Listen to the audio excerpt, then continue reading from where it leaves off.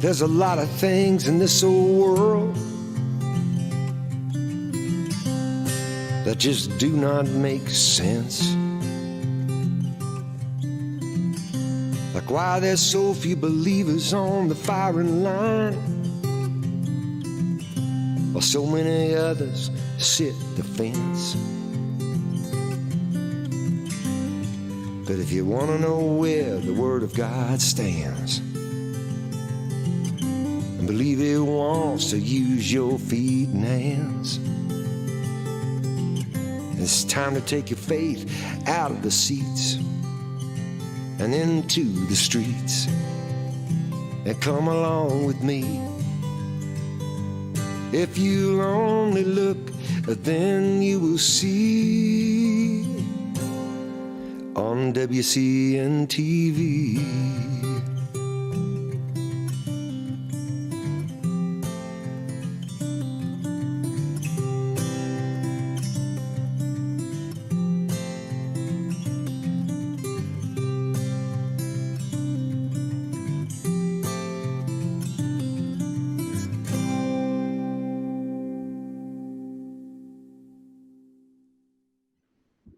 There's a lot of things in this old world that don't make sense. Boy, if that isn't the truth today, folks. Wow, what a time.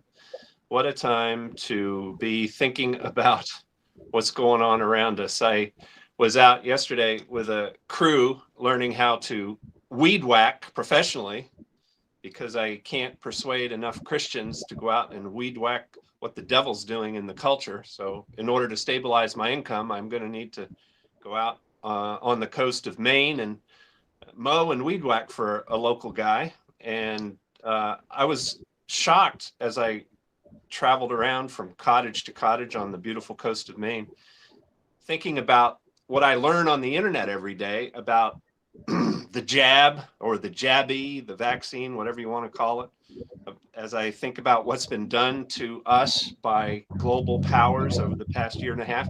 And it's like I'm living two lives. It's the life that I saw yesterday when I was traveling on the coast of Maine, just seemed normal, and sun was shining, ocean breeze, beautiful. People seemed somewhat normal. Didn't see a whole lot of masks, didn't see a whole lot of people either.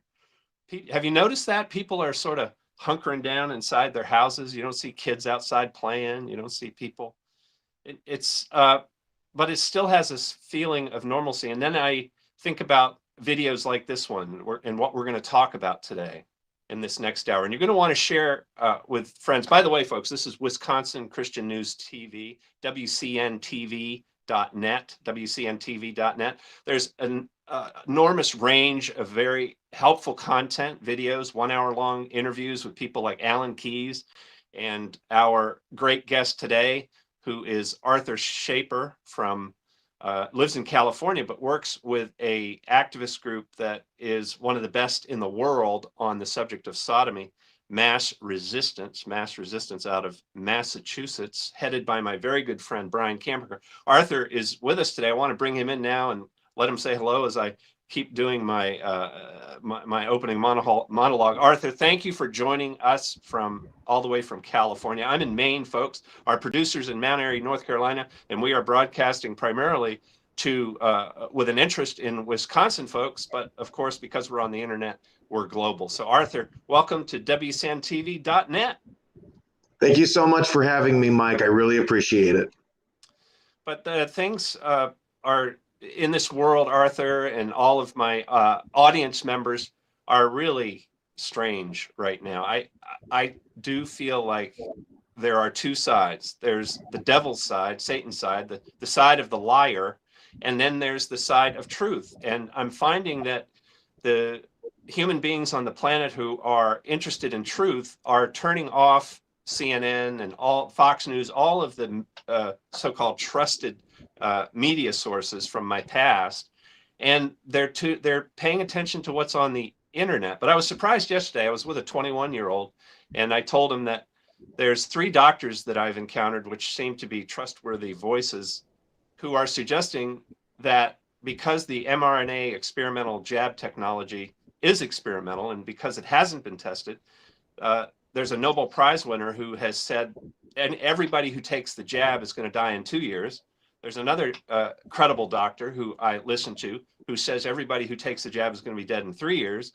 And then there's a third one that I've exposed myself to on the internet who also is very credible and credentialed, who says everyone who takes the jab is going to die in 4 years. So here we are packed in three tight in the front of this pickup truck, bouncing around to weed whack lawns. And I tell this 21-year-old he's going to be dead in 2 to 4 years. And he'd never heard it before, even though he spends a lot of time on the internet. So it's not, there's more than two worlds, isn't there, Arthur? This is just a very chaotic time. And isn't that on purpose? I know you've read and thought a lot about Marxism and communism and the ideologies of the 19th and 20th centuries. And this is sort of a characteristic of a color revolution, or of a revolution that is inspired by Marxism, isn't it? Yes, I mean, one of the fundamental tenets of cultural Marxism has been the destruction of the family. That was introduced into the congressional record. It was exposed in the congressional record by a Florida congressman in 1963. The promotion of homosexuality, the promotion of the degrading of morals, natural marriage, life, family, and we're seeing a flourishing culmination of this agenda. No longer is it just in the universities, but now they push it in the public schools as well as in the public square. And there's a rigorous, tyrannical effort to silence, suppress, or penalize anyone who speaks out against it. It's mass resistance. However, we've been sounding the alarm about this culture of death for over 25 years. Brian started the fight with his own in his own school district, fighting for his kids, fighting for the students, for the children throughout Massachusetts. And we are very pleased to find that we're back in Massachusetts again. We fought back against the perverse attempt by school officials to groom and manipulate children to become transgender. This is becoming a very disturbing craze in a lot of public schools now, but mass resistance has been exposing it and putting a stop to it. Brian Kamaker is one of the most, I find everybody's interesting, but Brian has been in such a steady, stalwart figure in political activism for going on. I've known about his work for, you said 25 years. I think it's more like 35 from when I remember him first getting involved. He had the sex ed curriculum back then show up in his school, and he just started to ask honest questions, and he wasn't getting good answers. And so he kept pushing it, and he ultimately ended up becoming so upset with the lack of reason behind what he was encountering and with the pure evil of what was being promoted to impressionable children that he decided to become a full-time political activist. And he's been one ever since, and he's been relentless in going after this particular issue of homosexuality. And now he's got global reach. He's been helping concerned parents all over the world. Tell us a little bit about that real quick, if you can. Tell us a little bit about the beginning of mass resistance and Brian Kamaker's work there. If you, I know I didn't tell you we were going to go there, but if you can go there a little bit. And then folks, you want to let people know about this show and have them tune in, because what we're going to talk about happening in the Ludlow Middle School in Massachusetts is happening in every public school in the United States of America. At some level, it's there. This ideology of so-called freedom and liberation with respect to sexuality is in your child's school in some form. It's there. And you can begin to achieve success the same way Brian did, by asking honest questions, by asking questions that you have publicly, if at all possible. And if not publicly, ask the teacher, ask the principal, ask the authorities what's going on. One of the big problems, Arthur, I think, and I'll let you tell Brian's story, but I'll try to keep this in mind that I want to go here, is that we've trusted the school officials and the teachers way too much. We being the parents of our children and our grandchildren. We've trusted them way too much. Tell us about the creation story of mass resistance. And Yes. while he's doing that, Spencer's going to be showing massresistance.org, which is their excellent website. Brian's done a fabulous job chronicling the history of what he's done. You can find so much good information, documented information, history and inspiration on that website. More on this issue of sodomy, homosexuality, than more information there on that website than I would say on any other website in the world when you are thinking about not Christian, but political activism on this particular issue. Go ahead, Arthur. How did Brian get this thing going? Right. So it started in 1993. He was living in Newton, Massachusetts. At the time, his children, school age, middle school, elementary school, they were bringing home some of the most horrific, sexually explicit, disgusting material they were teaching kids about fisting. They were teaching kids about all kinds of perverse sexual acts that have no business being mentioned in children's presence or even in an adult's presence or in the public square, let alone a public school. Brian started fighting back against this perverse propaganda. He spoke out at the school board meetings. What shocked him the most was the amount of vicious backlash that he got from LGBT activists and liberal proponents of this sexual license being pushed upon his children. So it started from there. He then united with parents across the state of Massachusetts. At the time, it was the Parents' Rights Coalition. It then moved into the Article 8, and then it became Mass Resistance because it's based in Massachusetts. They were able to bombard, pressure the state legislature, which was majority liberal, majority pro, perversion.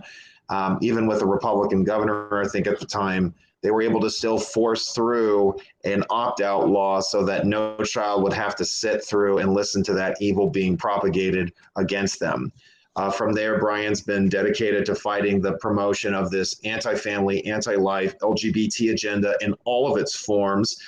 As you mentioned, our reach has gone from Massachusetts. I'm here in California. We have activists in Texas, Nevada, Washington State, even in Wisconsin. We had a group of activists who fought against the LGBT promotion in their local library.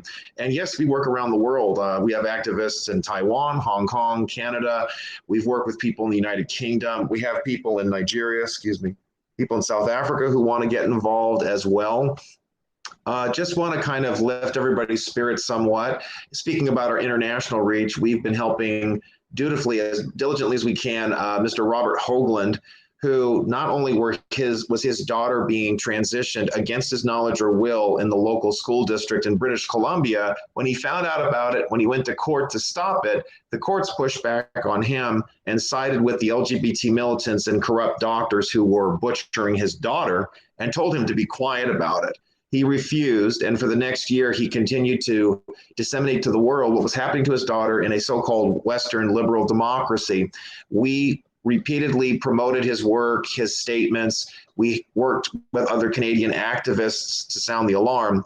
He ultimately sat in a prison cell for 2 months just for telling the truth about the sexual abuse being done to his daughter. He is now free. If anyone should be cynical, depressed, and very dour about our world circumstances, it would be Robert Hoagland. But I was just on the phone with him yesterday. Not only, first of all, he's been very grateful for what Mass Resistance has been able to do for him. In spite of so many of the privations he's faced, he is very optimistic about our fight against this LGBT perversion, sodomy, homosexuality, and transgenderism. The whole array of evil is crumbling around us. Brian Kamaker has sounded the alarm for decades. This is a house of cards, and just like the Soviet Union, it is bound to collapse. We've even pointed out foreign peoples like in Jamaica. Today, we have informed that the Jamaican people are rallying against the corrupt, sodomite cultural imperialism of our U.S. embassy networks. We didn't report on that, but even here in California, our activists fought against the raising of the pride, or really the shame flag. We got it taken down in Chula Vista, California, a very liberal area. We also stopped its flying in Westminster, California. We've been fighting in other cities here in California. So even in the bluest of blue states, the reddest of red states, the most liberal and conservative of jurisdictions, we are finding a growing community of men and women around the world who want to stop this evil. It might shock the listeners, but President Trump, he was give and take, hit and miss on fighting this agenda. His policies were good. His rhetoric was bad. I would have never allowed Mr. Rick Grinnell anywhere near any position of authority in our government.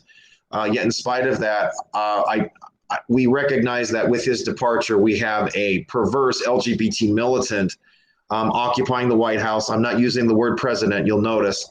And a growing community of men and women across the world recognize this.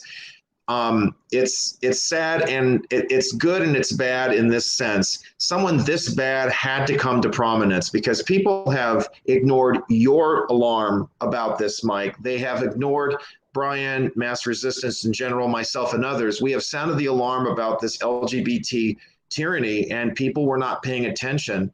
Now nobody has a choice. I don't hold back. I say to people, told you so. Those are 3 words I use a lot in the last few months when it comes to this LGBT hegemony. I'm happy to report younger people who have a very libertarian bent, they're starting to abandon that, and they recognize, wow, all of those old conservative fogies who were alarmed about LGBT perversion, they were right. We were right. Told you so. And so people are waking up and pushing back against this evil. We have more parents speaking out in CRT against critical race theory as well, which is founded on LGBT perversion. We've also been successful at removing Black Lives Matter promotionalism in some schools. That is also founded on the destruction of the family. You've mentioned about concerns regarding outrage concerning vax mandates, health mandates, mask mandates. It is so important that we keep our eye on the larger ball, which is that our culture is in massive collapse. The Judeo-Christian framework is being summarily dismissed, even in the institutions where it should be promoted, like our local churches. And there's a need to restore a respect and a resurgence of our natural law foundation based on biblical revelation and constitutional principles.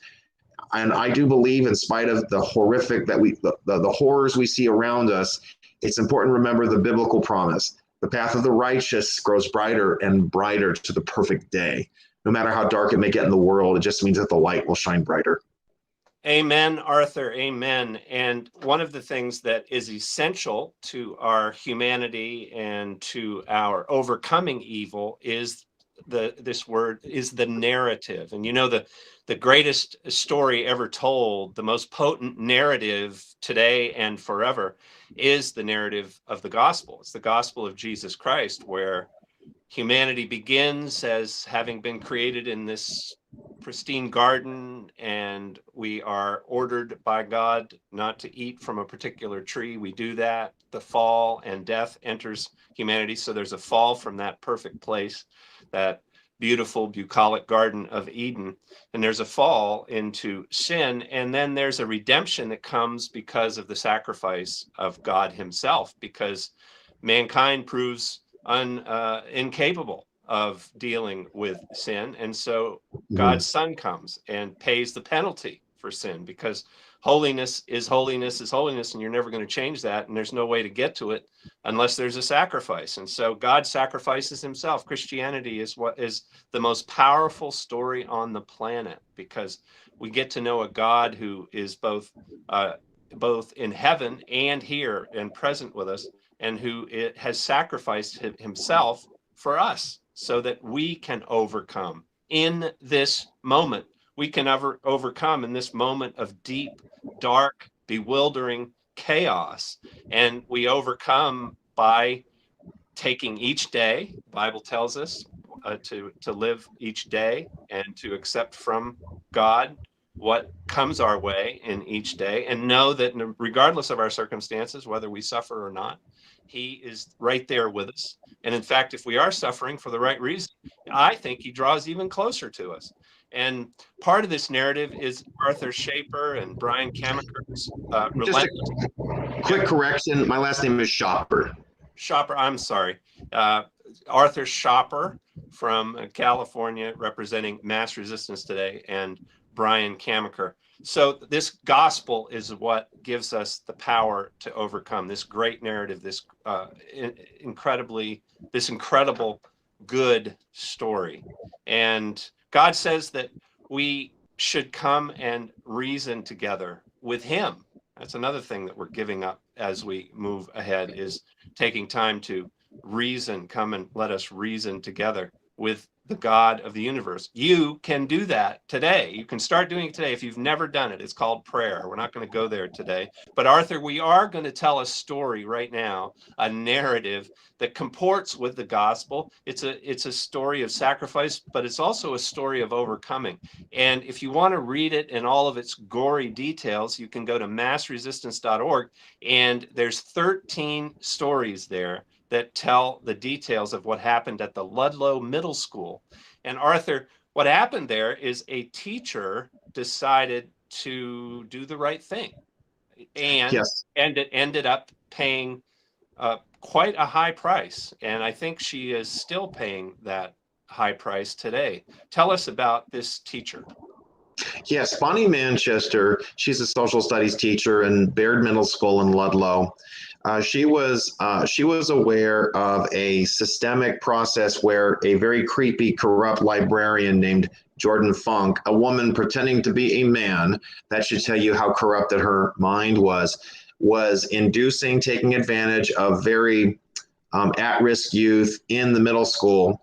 She was inducing this, the librarian was causing them to be transgender, telling them to, the reason why they're depressed or sad is that their parents don't, it's not about the issue of parents at home, but she was saying, well, it's because you're a boy, but you're really supposed to be a girl, and vice versa for another child who was a girl who was supposed to be a boy. She was doing this with other students. In a corrupt cooperation with the principal Stacy Monette and the superintendent Todd Gazda, the librarian was teaching kids to take on different names and to use different pronouns, and this evil transformation was taking place on school property. However, the school and the staff, they would still communicate with the parents as though they hadn't done anything. They used the students' proper names and their proper pronouns when talking about them. Bonnie Manchester found out about this, and she began filing complaints about it with the staff. This is wrong. We can't allow this. So then she was put on leave. She was punished for speaking the truth. Mass resistance. Arthur, I want to interrupt you here because I had just encountered this reality about what's going on in the schools in Maine recently, and I'm sure it's present in Wisconsin and throughout the United States. And that is that policies and practices are now in place that encourage staff within schools to maintain a confidential relationship with a child. Yes. In this case, in middle school, that includes creating a false identity that is the opposite gender. And the parents, it's not just that it's hidden from the parents, it's policy that the parents can't be told. Yes. Like that goes back to the previous example when I talked about what Rob Hoagland experienced in Canada. By the way, just briefly with the Rob Hoagland situation, the need for secrecy, the intense demand for secrecy was so great. As I said, Robert was not allowed to talk about this issue publicly to the press. He had to hide under a court appointed assumed name along with his daughter. But he told the world, he said everything, that there was this gag order imposed on him not to even talk about it. So we're thankful for very courageous parents like him, and more parents need to have the courage we want to encourage them to do the same thing. Here, so this teacher, Bonnie Hoagland Manchester.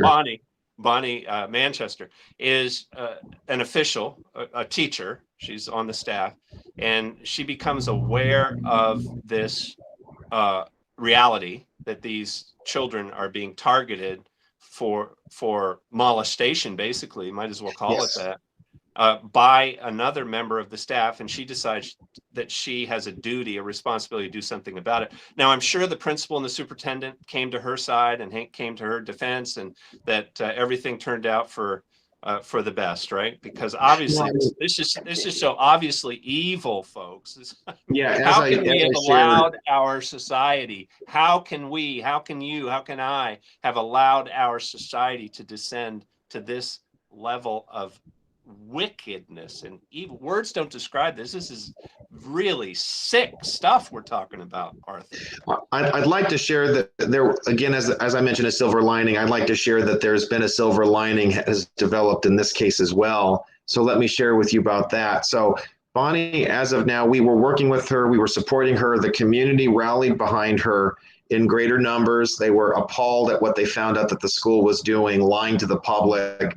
I worked with a number of the parents. One gentleman from Wilbraham, Massachusetts, named Rich Howell. I know he's a friend of yours. He stepped in and took the lead with this group. And they started passing a flyer around informing the school, the community as a whole, what was going on. Ludlow's a pretty tightly knit community, generally pretty conservative, and they fought back. They pushed on this. People spoke out at one of the school board meetings in July after all of this came out. Because of our efforts, because of shining the light on this evil, the kids are now getting counseling. The librarian resigned. The superintendent also resigned. We're working on dealing with the principal as well. Bonnie Manchester and the parents of these kids who were abused, they have secured excellent legal counsel, and they're going after the school board. They're going after the school district.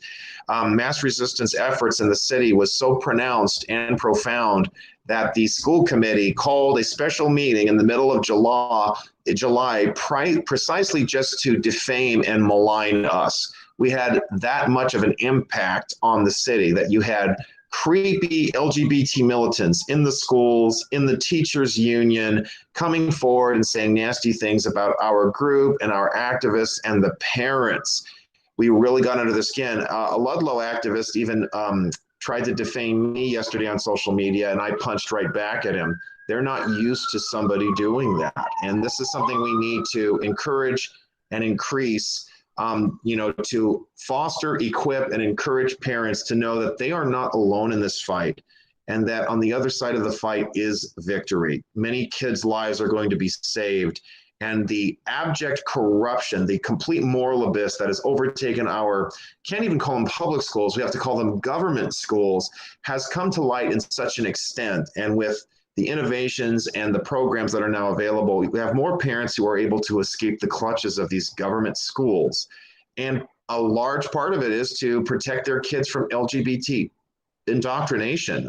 Just to let your viewers know, we are helping parents now in Michigan, also fighting back against this indoctrination. I've been working with a large group and a growing group of parents in Traverse City, Michigan, which is a pretty strong LGBT region in the state of Michigan. I'm working with a group in Wyoming right now. Wyoming, a very red state. I mean, this evil is permeating even in the local governing boards in these states, where you have library boards and commissions that are accommodating this agenda rather than taking a stand. We have activists that are just pushing back very strongly. And I think there's a growing awareness among LGBT militants that the very essence of their agenda is always to go too far. And now parents and outraged citizens in general are pushing back. Ludlow is a prime example of what can be accomplished with a consistent and sustained effort to show mass resistance against the promotion of this evil and the subtle torturing of children to accept this evil. We're talking with Arthur Schaper from Mass Resistance, and we have reached the bottom of the hour. Unbelievably to me, the time is flying. This is such an important topic. You need to share the archive of this video, which will be up on WCN-TV.net within a few short minutes after the show is completed. We are live streaming on the internet to the whole world, and we're going to pay a couple bills here for 2 minutes. And when we come back, we're going to learn a little bit more about the price that Bonnie Manchester paid to stand up and confront this satanic evil in the Ludlow Middle School. Stay tuned. Pornography is a destructive force. It destroys individuals, families, and fuels the out-of-control demand for sex trafficking. 45% of Christian families say porn is a problem in their home, but why aren't churches and public schools talking about this? Fear. People who view porn think they're the only one. It's a lie. Statistically, more people view porn than who do not and struggle in silence. www.linfrederick.com. You can find the book I wrote about my own battle with porn and the presentations that I do for churches and public schools. lynnfrederick.com. At the McClario firm, it all starts with family. We are here to serve you and your family, online or in person. Call today for a free consultation. The McClario firm, your law firm for life. Are you a parent, mentor, or youth leader searching for meaningful books to engage your middle and high schoolers? Look no further. The books in the Off the Itinerary series by author M. Liz Boyle are receiving outstanding reviews for their compelling plots and strong Christian themes.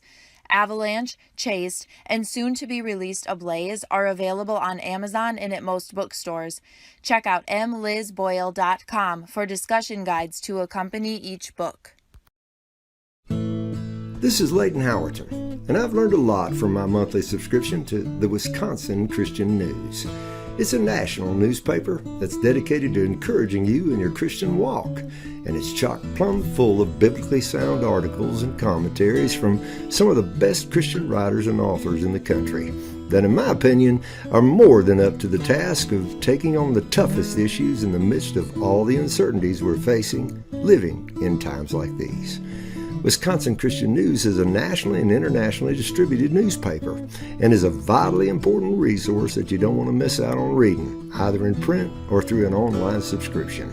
And to get your copy, all you have to do is visit www.wisconsinchristiannews.com. That's www.wisconsinchristiannews.com. And tell my old friend, publisher, and editor Rob Pugh, sign me up today. All right. During the break, I learned a couple things that we're going to come out of the break talking about. And if you don't want to miss even 1 nanosecond of this show, then you can go to WCN-TV.net and you can sign in to the program and you can be a member of the live audience. And we do have a member of the live audience who identifies himself as Chamaha, who during the break told us something, and I want him to say it while we're streaming live. Chamaha, come on in here and tell us what you told us during the break. Yes, Arthur, I wasn't familiar with you, so I did a Google search, and I couldn't find I looked pretty hard, and I couldn't find a thing they said that was in your favor or positive about you. And so on the basis of that, I am endorsing you completely. I think you're doing the right thing. Press on. Absolutely. I love that. I love that. What kind of world, I'm sorry to interrupt you, Arthur, but what kind of world do we live in now where the company that built its reputation by claiming it would never do any evil is now the company, Google, where if it serves up information about someone that is negative, we know that that person is a good person. What's that tell you about how we're doing? Yeah, I mean, I think that's such a ringing endorsement because people, and this is a general encouragement to everybody who's listening. We have such a corrupted, but thankfully, more importantly, an exposed corporate media culture, which nobody believes. Anybody with any sense doesn't believe or respect anymore. I'm in California. They call a black man running for governor white supremacy and blackface. When you have a so-called reputable newspaper defaming a black man the same way that the Ku Klux Klan would have done 50 years ago, you know corporate media has no integrity, has no credibility or integrity. And yes, indeed, a cursory search of my name, of mass resistance, of any organization that attacks LGBT perversion, there will be hate groups that attack us. I've been targeted by white nationalist groups. There's a keen hate group out in Alabama, not the Ku Klux Klan, although some of them, I think, sadly, I mean, you've got the Westboro Baptist groups. They are registered Democrats themselves, surprisingly enough. But there's another hate group called the Southern Poverty Law Center. They used to intimidate conservatives. They used to intimidate pro-family activists. Their efforts have put even pro-family activists in danger. Just ask the Family Research Council. We have a beautiful church here in El Monte, California that was firebombed for its pro-family views because of the Southern Poverty Law Center. Yet in spite of their hate, we've stood for truth. And even here in California, my efforts and efforts with others, we have pushed back on local and even national newspapers. They don't reference that hate group anymore. We've been very effective, not just in fighting the culture war against the perversion in the local boards, but we've even pushed back on media conglomerates. They don't reference that hate group because we've exposed them. We don't sit back and hope people will say nice things about us. We punch right back. We've had considerable success, even in NPR, National Public Radio, hardly a conservative or a truthful bearer of knowledge or news. They've even removed references to that hate group in Alabama. So it's a badge of honor when corrupt media conglomerates that no longer command any respect, all they can do is defame you, and they have no impact anymore. So I really appreciate that, Jamaha. Thank you. Speaking of institutions that command no respect, how about we talk for a moment about the FBI? This is another little tidbit that I learned during the break while you who are watching live are missing out on what happens during the break. Don't miss out. Go to WCN-TV.net next week and become part of the live audience. You don't have to speak. You can come in under a pseudonym, but do it. Come on into the audience and speak your mind, ask a question, be part of the backstory here at WCN-TV.net. So what I learned during the break is that Arthur is in my company and having been visited by the FBI for not doing anything wrong whatsoever. How can an institution like this be given so many resources that they can waste time going after guys like Arthur and me and not stop all of this mayhem and violence and criminal activity throughout America? How do they have enough time, Arthur, the FBI, to come? In my case, two guys drove an hour each way to knock on my door over nothing, over some anonymous complaint. They wouldn't even tell me what the source of the complaint was. And all they did was threaten and intimidate me. My own government. Yes. I paid tax. The only thing I did that could possibly have drawn them is practice my First Amendment religious and political free speech on the internet. But they wouldn't even say that was why they visited me. I had to guess. We live in such crazy times when the FBI does this kind of. So they came to your house. What'd you do to them? Well, yes. And before I explain, I've just shared with your producer our report. It's from May. It's on our website. So if he could share that with the audience, that would be wonderful. So yes, it was in late May. The FBI came to my door asking about the January 6th insurrection, which has recently been exposed as not an insurrection at all. Even the FBI was forced to concede. They came to my door. They asked me, were you there? Do you know anybody who was there? And first of all, I said, I need to see your badges. I recorded the whole encounter. So that's very important. Always put them on camera. And then afterwards, I said, I was not there. I don't know anyone who was there. But then I pushed back on them and said, how did you get in here? I'm in a gated community. Oh, well, we can't tell you that. And I said, what you guys are doing is disgusting. It's unconstitutional. And I went Art Pulowski on him and I told him to get out. I yelled at them and I said, leave now. I cast him out. It was a very gratifying experience. And very quickly, Art Pulowski is the wonderful pastor from Calgary, Alberta, who cast out the Calgary Nazis. I met him in June. He has had multiple run-ins with law enforcement in Canada where free speech doesn't really exist. The Charter of Rights means nothing up there to the police powers. But I cast them out, and we've encouraged more people to do the same, to stand up to the FBI. These are full-blown idiots. That's what FBI should represent.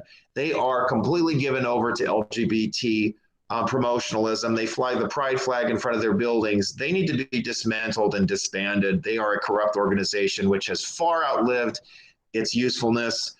We see their Gestapo-like tactics at work currently, with this very corrupt regime that's occupying Washington right now. But it was a very gratifying experience. A lot of people saw the video. They were very grateful that I cast them out. And more people need to start doing the same with low-level or high-level law enforcement. I'd like to add another point about this. We were fighting against Black Lives Matter very prominently last year. We had rallies.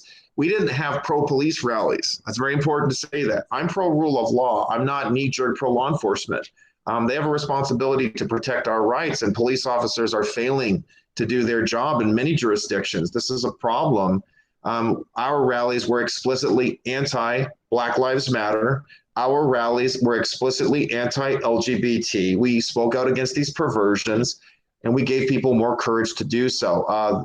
It's time for people to understand that their authority as citizens is a responsibility they need to reassert. Our Constitution says we the people. It doesn't say we the government. It doesn't say we the Congress or we the bureaucracy.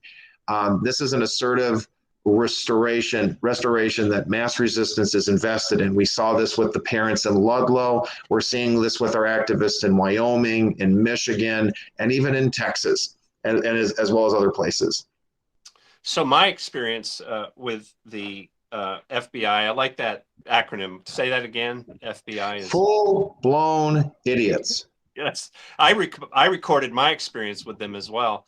Mine came as a result of my, as I said, religious and political speech on the internet. I wrote a series of columns entitled "Bundles of Sticks Are Maggots." Bundles of sticks is the English word. The English word for a bundle of sticks is faggots. Faggots are maggots. And I didn't attack anybody personally, but I made a political and religious argument about how our civilization is rotting from within as a result of the beliefs and practices associated with the LGBTQ movement. And you can read those articles today at michaelheath.org. At the time, I was working for FedEx doing last mile delivery. In other words, during COVID, I was running up to 100 homes a day and delivering a package. And my boss, unbeknownst to me, was transitioning on Facebook from male to female. When I knew him as a male and Facebook people knew him as a female, speculation is that he found my website, read it, and he collaborated with the security official at the terminal where I picked up my packages, and he got me investigated by the company, by the corporation, FedEx. I was interrogated by a guy representing himself as a good Christian. That's what he said to me. He said, "I'm a good Christian." And he produced printed copies from my website. And he read the word faggots or maggots. And he said, "Don't you think, I'm a good Christian, don't you think this is incendiary language?" And I stopped him right there and I said, "No, what I think is incendiary is the God of the universe raining down fire from heaven on Sodom and Gomorrah. That's what I think is incendiary." And a week and a half later, I was told, I got a call from my contractor. He said, "We're going to pick up the truck. You're all done. That's it." No reason given. I wasn't fired. I was denied the opportunity to wear the FedEx logo anywhere in the planet for the rest of my life. And so didn't have the money to hire a lawyer. And this is the way it's going to be for folks during this transition time. I agree with you, Arthur. People are waking up at about the same time, this same individual, we believe, but you can't prove anything because they do it all anonymously. They have no courage. They are total, complete, absolute cowards. This guy made an anonymous complaint to the FBI, and the FBI came to my house. So, but Arthur, the FBI issued their report on Friday exonerating Alex Jones and the other gentleman, Roger Stone. And at the same time, they're so corrupt, the left is so corrupt that they issued a warrant for Owen Schroyer's arrest. If you don't know who these people are, they're all part of InfoWars. And so it's a massive... Can I talk about Owen Schroyer briefly? He has been a big supporter of mass resistance. He has promoted a lot of our work in Texas. Texas, on the surface is a very red state, but Big Pharma has big money. They've been taking over the legislature. We have Republicans governing every branch of government, and they killed every bill to stop the sex mutilation of minors, to keep boys out of girls' sports, and also to protect religious liberties and to stop the advance of sexual promotion, LGBT hegemony in the public square or in the workplace. We have not stopped fighting back there. I'm working with another parent, Jeff Younger.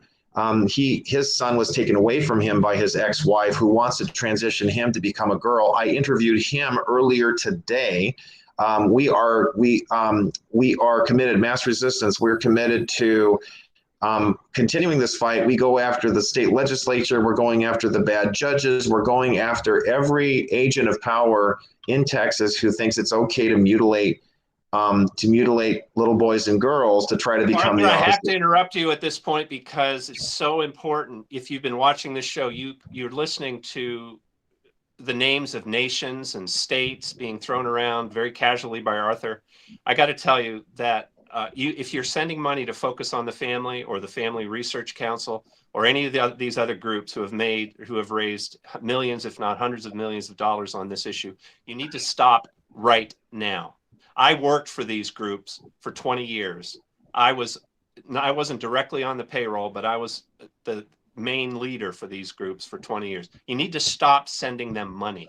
You've given them enough money, and they've spent all of it to lose this particular battle. Even they don't know that, but you need to stop sending them money, because everything you've heard said so far, all of these great stories of victory and parents rising up to do something truly positive, come because of pretty much one guy for years and years and years, and that was Brian. And now it's two guys, and that's Arthur. But that's about it.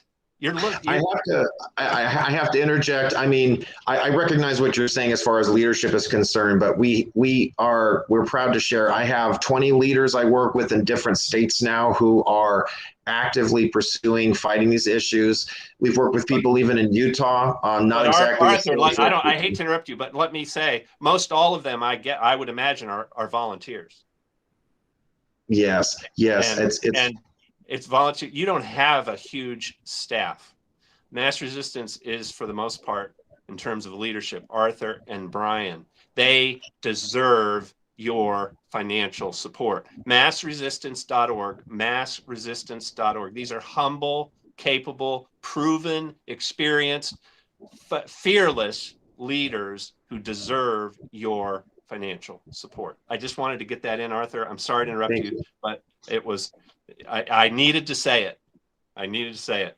So if you can remember what you were saying, keep going. If not, we'll transition back to Bonnie Manchester. We got a question from Harry. Harry, come on in here. Harry and Hadassah from Illinois.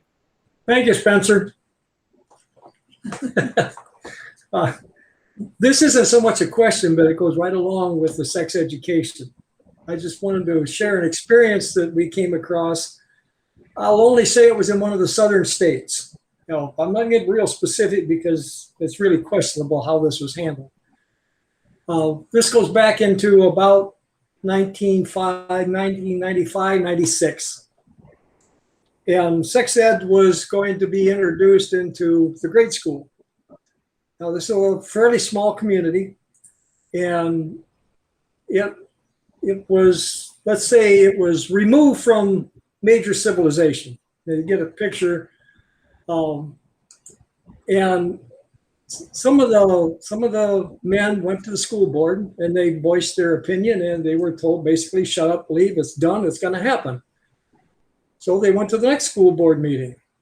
Only this time there was more of them, and there was one leader, and we knew the guy, and he had quite a reputation. He was a animal bounty hunter.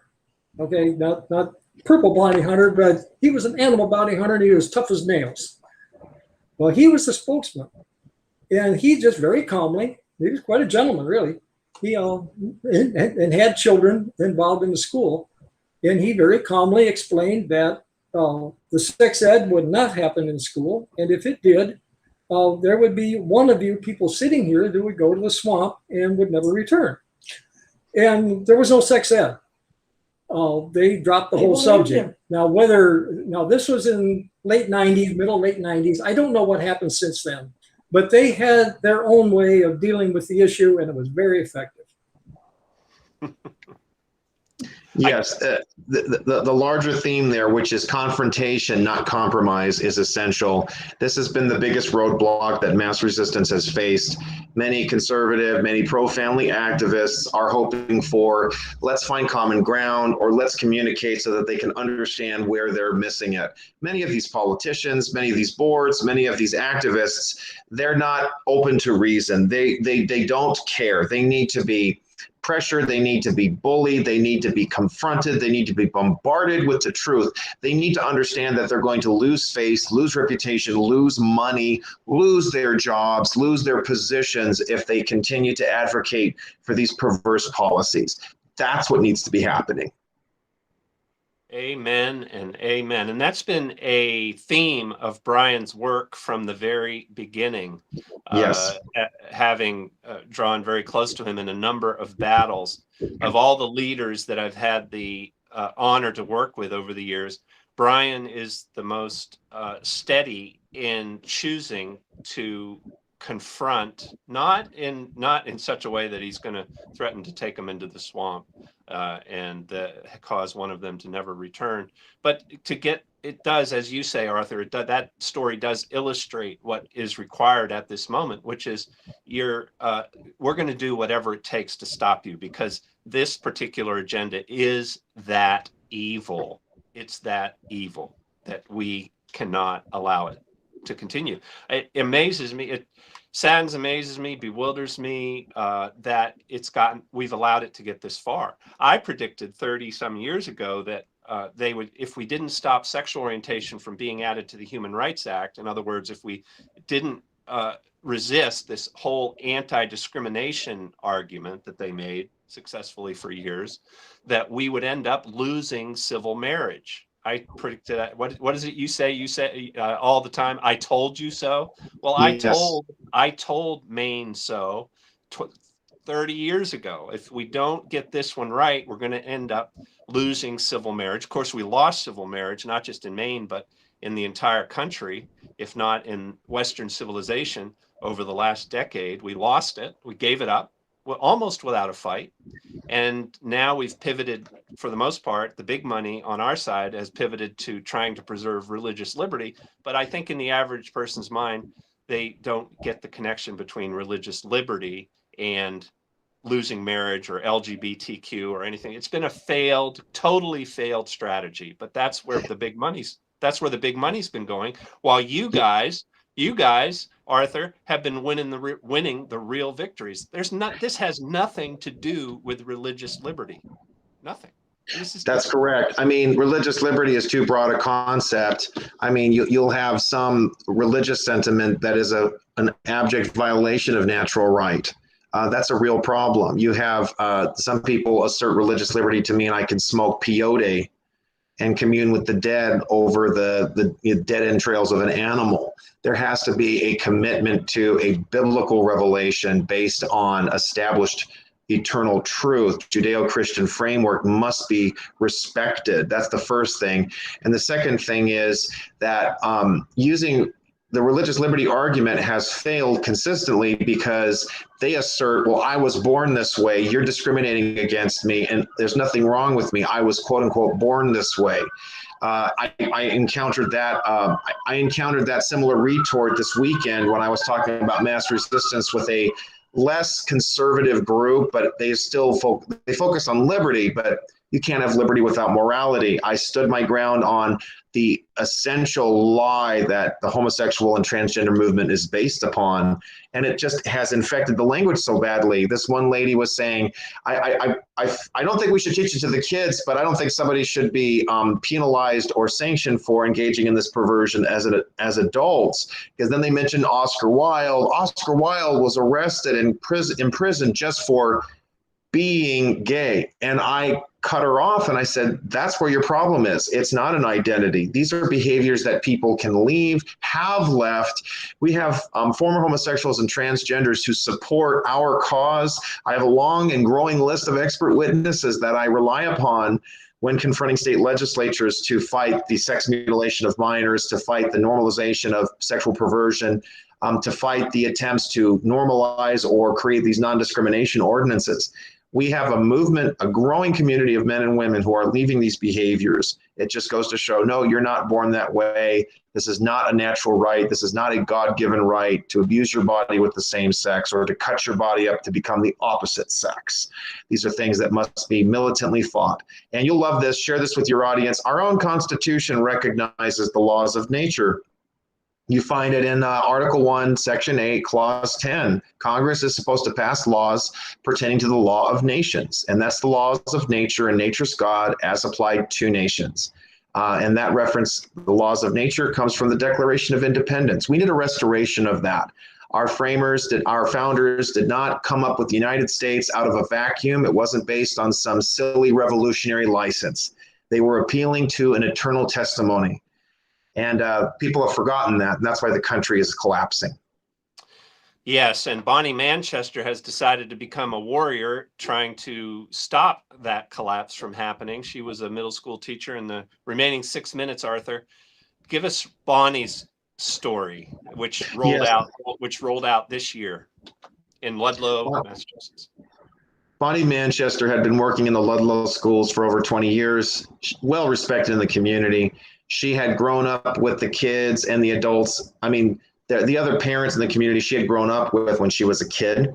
And so she knew the parents, she knew the children. She had a special bond with the community. She knew she needed to speak up against the horrific abuse that was being perpetrated against the kids in the middle school. She was put on leave.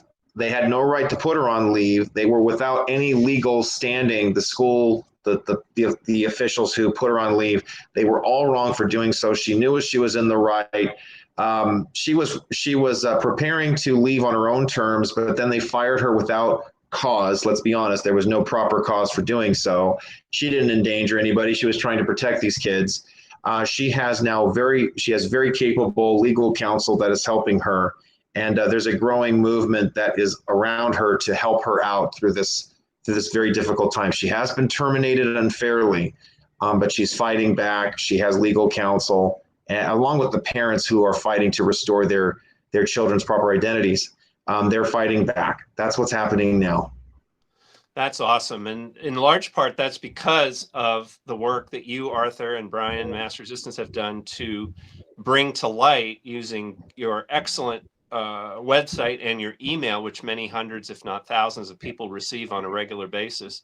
This has brought encouragement to Bonnie. I can't imagine her arriving at this point without your support, without your exposure, without you telling that story, because the local newspaper wouldn't have told it. Fox News wouldn't have told it. CNN wouldn't have told it. NPR wouldn't have told it. You guys are about the only group out, even Focus on the Family probably wouldn't have told it. It's very, very pathetic where things are right now.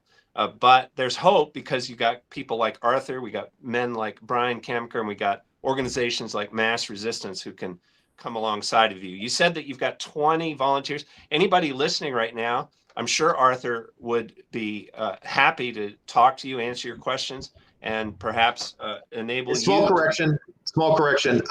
Chapter leaders. So we have many other activists connected with those chapter leaders. That's to clarify. So we have a growing membership that is working with us in many states throughout the country and many countries around the world. Yeah.